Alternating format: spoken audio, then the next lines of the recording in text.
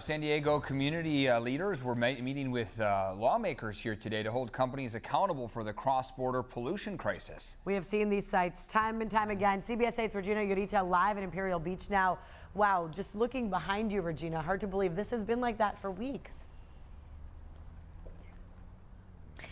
Yeah, guys, and look, this has been a decades-long issue, but right now, what I'm looking at right behind me, what I'm standing, it is a sea of trash and debris. There is plastic tires, wooden pallets, and Senator Steve Padilla this morning in his news conference said he's had enough and this is unacceptable. Take a listen to what he told us.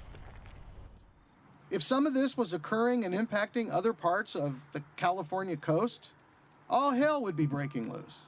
This would be the #1 priority in the world. But it's not, because it's an underinvested, poor community of color by the border.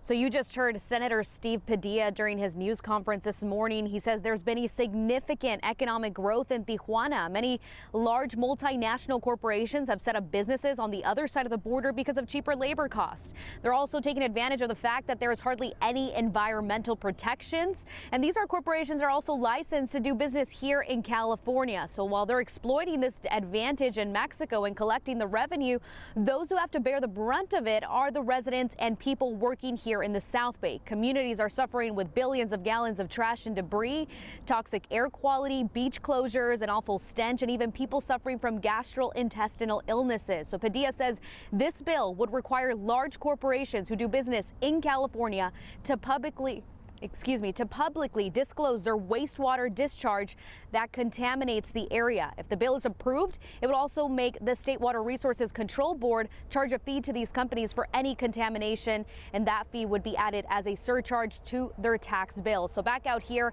in addition to this surcharge, Padilla also mentioned legislation to stop the construction of a landfill here in the South Bay. He says we don't need another one. This is only going to really make the situation even worse than what we're looking at right now. And he's hoping that he can get bipartisan support and that the governor can even sign this bill. I'm reporting near the U.S.-Mexico border. Regina Yurita, CBS 8.